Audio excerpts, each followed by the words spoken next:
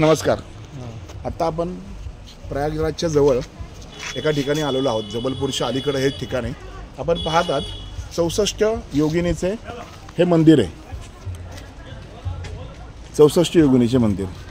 आता आपल्याबरोबर दादा ठोंबरे देखील आहेत आणि दादांबरोबर आपण या पूर्ण क्षेत्राची 64 योगिनी काय आहे, 64 योगिनी मंदिराचं हे वैशिष्ट्य काय हे देखील नक्कीच जाणून घेणार आहोत। तर नक्कीच आमच्याबरोबर कनेक्ट राहा आणि जाणून घ्या 64 योगिनी शक्तिपीठ जे आहेत किंवा 64 योगिनी मंदिर, 64 कला ज्या आहेत याचं महत्त्व आपण दादा ठोंबरे यांच्याकडनं नक्कीच काही क्षणात जाणून घेऊ। मंदिराचे हे प्रवेशद्वार आहे। आपण इथून पाहत आहात 64 योगिनी मंदिराला हे असलेली वाट।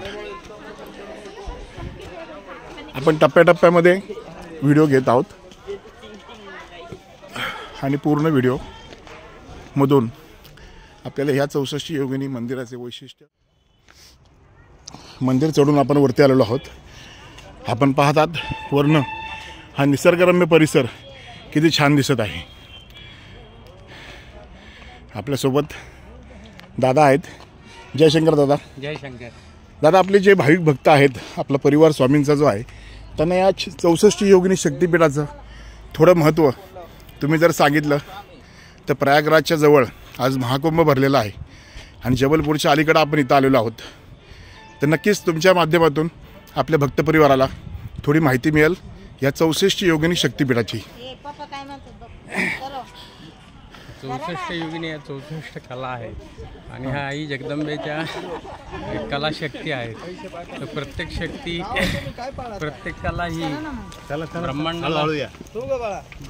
ब्रह्मांडाच्या शक्तीला चालवते। अशा या 64 शक्ती आहेत की या 64 शक्तीच्या जीवावर पूर्ण ब्रह्मांड चालतं। एक शक्ती म्हणजे एका ब्रह्मांडाचा राजा, अशा पद्धतीतली ही शक्ती आहे,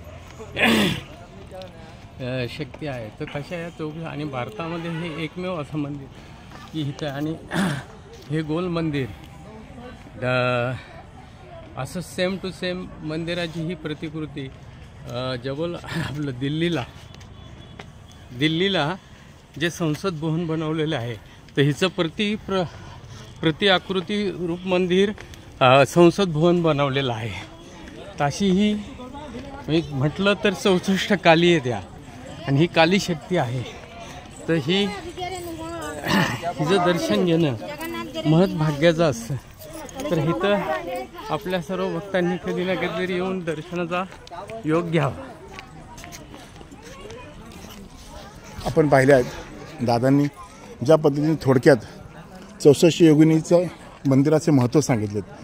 हे मंदिर आता आपण काही क्षणात पूर्ण पाहणार आहोत आणि त्यावेळेस तुम्हाला अजून या पूर्ण मंदिराची आपण आता या माहितीची कल्पनामध्ये नक्की मिळेल। आतमध्ये आलो आहोत। आपण पाहतात असं पूर्ण गोल मंदिर आपण इथं पाहतात।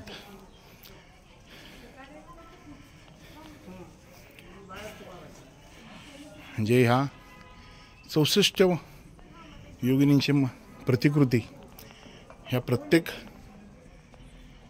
गाळ्यामध्ये आपण पाहतात। याच त्या 64 योगिनीचे रूप आहेत। म्हणजे सॉरी, मी पुन्हा एकदा घेतो इथून। हे पहा, श्री सिंहा या देवीचं नाव आहे। श्री ऋषिनी या देवीचं नाव आहे। श्री कामदा हे देवीचं नाव आहे।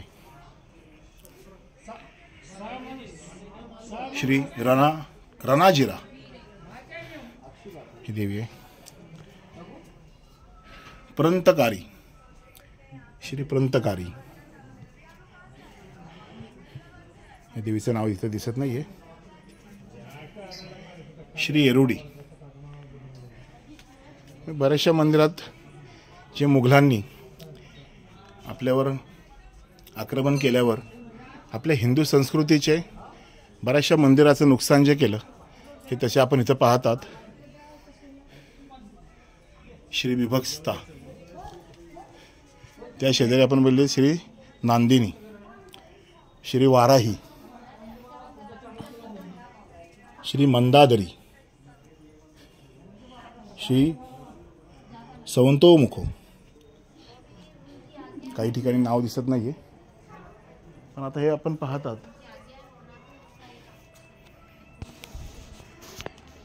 हे मुघलांच्या आक्रमणामध्ये, यवनांच्या आक्रमणामध्ये आपल्या हिंदू संस्कृतीच्या परंपरा, हिंदू संस्कृतीचे मंदिरं जी तोडण्यात आली, तसा प्रकार इथे देखील आपल्याला पाहायला मिळतोय. आपण दादांसोबत आहात. असे म्हणतात की 64 कला बाहेर येत आहोत. ह्या ज्या असतात 64 कला म्हणजे देवीचे महत्त्व जसे आपण जाणून घेत आहोत. तसेच दादा तुम्ही प्रत्येक वेळेला सांगता की श्रीरामामध्ये नंतर श्रीकृष्णामध्ये किती देवी होत्या किंवा किती कला होत्या, याची थोडी माहिती ही आपल्या स्वामी परिवाराला जर तुमच्याकडनं मिळाली तर नक्कीच थोडा आम्हाला अलभ्य लाभ होईल. कारण की अजून आपल्याला हे माहीत नाही की 64 कला ज्या आहेत या 64 कला म्हणजे काय आहे, ह्याची थोडी माहिती सांगा. मुळेत आपण गेलो तर मूळ माया ही आदिमाया जगदंबा आहे आणि तिचं ते सतीचं रूप आहे. तर सतीच्या रूपामध्ये ज्यावेळेस तिने होमकुंडामध्ये देह ठेवला तेव्हा शिवाने तिला घेऊन 5000 वर्ष जेव्हा ते फिरत होते त्या काळामध्ये आपली सर्व सृष्टी व ब्रह्मांडाचं निसर्ग चक्र सगळं बिघडून गेलं होतं. त्यावेळेला विष्णूंनी सुदर्शन चक्राचा मारा करून सुदर्शन चक्र सोडून आईची 108 शकलं केली. त्या शकलं जिथं जिथं आईचे अवयव पडले त्या त्या ठिकाणी ती शक्तिपीठं तयार झाली. त्यातली 108 पीठं मिळली पाहिजे होती, पण त्यातली फक्त आपल्याला 51 पीठं मिळाली. बाकीची 49 पीठं जी आहेत ती आज बी लोक म्हणजे आज बी आपल्याला ते अदृश्य स्वरूपात आहे, आजही आपल्याला ती काही मिळालेली नाही आहेत. तर त्यामध्ये ह्या शक्तींच्या मध्ये माता काली तारा, तर तारेचे ह्या सगळ्या सखी आहेत 64 युगिनी. आणि आई जगदंबा मूळ माया असल्यामुळे ती ब्रह्मांडाची प्रत्येक गोष्टीची ब्रह्मांडाला चालवण्याची शक्ती ती आहे व तिच्या शक्तीच्या इतर गोष्टींच्या तिच्या ह्या 64 सखीत ह्या कार्य करत असतात. तर प्रत्येक 64 कलांमधल्या प्रत्येक कला प्रत्येक युगिनीकडे आहे. त्याच्यामध्ये ह्या 64 कलांमध्ये अनेक सिद्धी अनेक सिद्धी आणि अनेक गोष्टी ज्या आहेत त्या फक्त कलांमधूनच आपल्याला मिळतात. कलांमधूनच आपल्याला त्या मिळतात.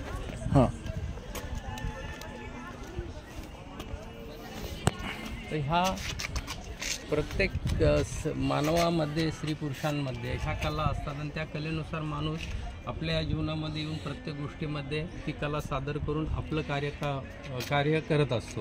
तर ही प्रत्येकाला ही कला दिलेली आहे भगवंताने आणि त्यामध्ये ह्या सिद्धींच्या 64 सिद्धींच्या जर कला आपल्याला अवगत करायच्या असतील तर त्याकरता योगिनींची ही साधना किंवा सेवा आपल्याकडनं घडली पाहिजे. तर प्रत्येक योगिनीचा एक 64 योगिनींचे 64 मंत्र आहेत. प्रत्येक योगिनी प्रसन्न करण्यासाठी त्या वेगवेगळ्या तांत्रिक सात्विक अशा काही साधना आहेत. त्या आपण जर केल्या आणि सद्गुरू मार्गदर्शनाखाली जर केल्या तर त्या सिद्धी आपणासही प्राप्त होतात. आज बी जे काही योगी पुरुष आहेत, महापुरुष आहेत, जे काही सृष्टी चालवण्यासाठी किंवा ज्या काही लीला किंवा काही लोकांसाठी जी चांगली कार्य करतात ह्यांच्यासाठी ह्या 64 योगिनींच्या साधना त्यांना साधनांमुळे ज्या सगळ्या गोष्टी त्यांना प्राप्त होऊन लोकांच्या त्या समस्या ते सोडवतात. तर एवढी योगिनी ही सर्वश्रेष्ठ आहे. आणि पृथ्वीतलावर हे एकमेव असं मंदिर आहे की हे मंदिर दुसरीकडे कुठं असं 64 आई जगदंबा योगिनींचं मंदिर कुठं नाही आहे. तर हे जबलपूर येथे बालघाटावर हे मंदिर केलेलं आहे आणि अतिशय पुरातन मंदिर. आणि ह्या मंदिराच्या प्रतिकृतीवर आपलं दिल्लीचं संसद भवन बनवलं गेलेलं आहे. कारण की कला जर 64 कलांची शक्ती जर आपल्याला हवी असेल तर त्या पद्धतीची रचना तशी झाली पाहिजे नव्हती. म्हणून त्या पद्धतीत आपल्यातलं संसद भवन त्या सगळ्या शक्तींची प्राप्ती व्हावी म्हणून ते बनवले गेलेलं आहे. अशी ही आई जगदंबा आहे. तर अशा ह्या आई जगदंबांच्या सगळ्यांची सेवा आपल्याकडनं घडावी अशी माझी आपल्याला प्रार्थना व इच्छा आहे. नक्कीच. आणि जसं दादा आपण म्हणता की श्रीकृष्णामध्ये काही कला होत्या, श्रीराम ह्या प्रभू सगळ्या प्रत्येक रामचंद्रामध्ये होत्या. मानवामध्ये जशी कला झाली, प्रकृती पुरुषामध्ये पृथ्वी तत्वामध्ये प्रत्येकाला कला दिली. तर प्रकृती पुरुषामध्येही ह्या 10 रूपांनी विष्णूंनी 10 रूपांनी जे काही अवतार घेतले, त्या 10 रूपांच्या अवतारामधले पूर्ण पुरुषांमध्ये 2 जणच राहिले. 10 अवतारामध्ये पूर्ण पुरुष म्हणजे पुरुषोत्तम राम आणि पूर्ण पुरुष ते श्रीकृष्ण, वासुदेव श्रीकृष्ण आहे. तर ह्यांना कशा की रामाकडे त्या 32 कला होत्या. 32 कलांमुळे आज त्या कला त्याच्याकडे असल्यामुळे प्रभू रामाकडे 32 कला असल्या कारणाने आज ते सर्वश्रेष्ठ पुरुषोत्तम झाले. आणि योग धुरंधर आपण ज्याला म्हणतो तो कृष्ण, त्याच्याकडे 16 कला होत्या. आणि त्या 16 कलाच्या जीवावर त्यांनी हे पूर्णपणे महाभारत केलं. आणि त्या महाभारत आपल्यासाठी केलं की आपण कसं जगावं, पुढं कशा समस्या तुम्हाला उभ्या राहतील, हे कृष्णांनी आपल्याला भगवद्गीतेच्या स्वरूपामध्ये ते सगळं दाखवलं. आणि त्या कला त्यांच्याकडे 16 कला होत्या. अशा प्रत्येकाला त्या प्रकृती पुरुषाला जो पृथ्वी तलावर जन्माला येतो प्रकृती पुरुष, त्याला प्रत्येकाला ही कला दिली गेलेली आहे. आणि त्या कलेनुसार प्रत्येकाचं आयुष्यमान तसंच म्हणजे आपल्याकडे त्या कला नाहीत. आपल्याला एक जरी कला मिळली तरी आपण फार श्रेष्ठ होऊ शकतो. आणि ह्यातल्या जर त्याच कलांनुसार षटचक्रावर ह्या कलांचा पण निवास आहे. ह्या कलांचा निवास होत असताना काही कला तुम्ही जर त्या सिद्धी केल्या म्हणजे कुंडलिनी जागृत होती. अहो त्याप्रमाणे तुम्हाला जर मूलाधार चक्रावर कुंडलिनी आहे, ती नायकी आहे, गणिक आहे, तिला गणकी म्हणतात. ती जर मूलाधार चक्रावर आहे, तिची जरी तुम्हाला प्राप्ती झाली, सिद्धी प्राप्ती झाली म्हणजे कुंडलिनी जागृत झाली. कुंडलिनी जागृत झाली म्हणजे तुम्हाला एक साधारण मूलाधार चक्रात तुमचं जागृत जरी नुसतं झालं तरी तुम्हाला 10 किलोमीटरच्या परिसरापर्यंत सगळं अद्भुत ज्ञान प्राप्त होऊ शकतं, अदृश्य ज्ञान प्राप्त होऊ शकतं, कुठं काय घडतं हे कळू शकतं. असं प्रत्येक आपल्या शरीराच्या षडचक्रांवर स्वाधिष्ठान, मणिपूर तुमचं स्वाधिष्ठान, आज्ञाचक्र, सहस्रार चक्र, विशुद्ध चक्र, या चक्रांवर त्यांची ती बैठक तशी ठेवलेली आहे. आणि त्यानुसार तुमची जी चक्र वाढतील तसं अनेक किलोमीटर म्हणजे आज्ञाचक्रावर जर तुमच्या आज्ञाचक्रापर्यंत तुमची कुंडलिनी जर जागृत झाली तर तुम्हाला साधारण ब्रह्मांडातलं ज्ञान तुम्हाला प्राप्त होऊ शकतं की ह्या ब्रह्मांडात कुठं काय चाललंय काय नाही, त्या सगळ्या गोष्टी तुम्हाला कळू शकतात. तर ह्याच्याकरता कुंडलिनी जागृत करण्याकरता कारण मूळ कुंडलिनी जी स्वरूपी जी आहे, जी आदिमाया योगमाया ही जी काही योगिनी आहे ती मूलाधार चक्रामध्ये तिचा निवास आहे. आणि ती गणेशाबरोबर तिथं बसलेली आहे. म्हणून आपण मूळ वंडेला कुंडलिनी माता तिला म्हणतो आपण. तर त्या कुंडलिनीची जर तुम्ही त्या पद्धतीने ह्या साधनेमध्ये योग साधनेमध्ये जर तुम्ही योगिनीला जर आणली, ह्या 64 योगिनीला आणली तर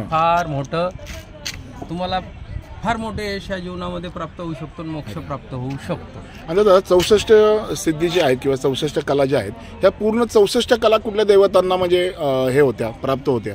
त्यामध्ये कुठले दैवत आपले आहेत का की ज्यांना 64 कला प्राप्त आहेत? 64 कलांमध्ये आता तुम्हाला राम सांगितला, कृष्ण सांगितलं, पूर्ण 64 कला. पूर्ण 64 कला ह्या शिवाशिवाय कुणाकडेच नाही. म्हणून तर मध्यभागी मंदिराच्या 64 योगिनींच्या मध्यभागी शिवतत्व आहे. आणि ह्या शिवतत्वाला 64 योगिनी प्राप्त आहेत, बाकी कुणाला नाहीत. म्हणून तर त्या 64 योगिनींच्या मध्ये शिव वसलेला आहे.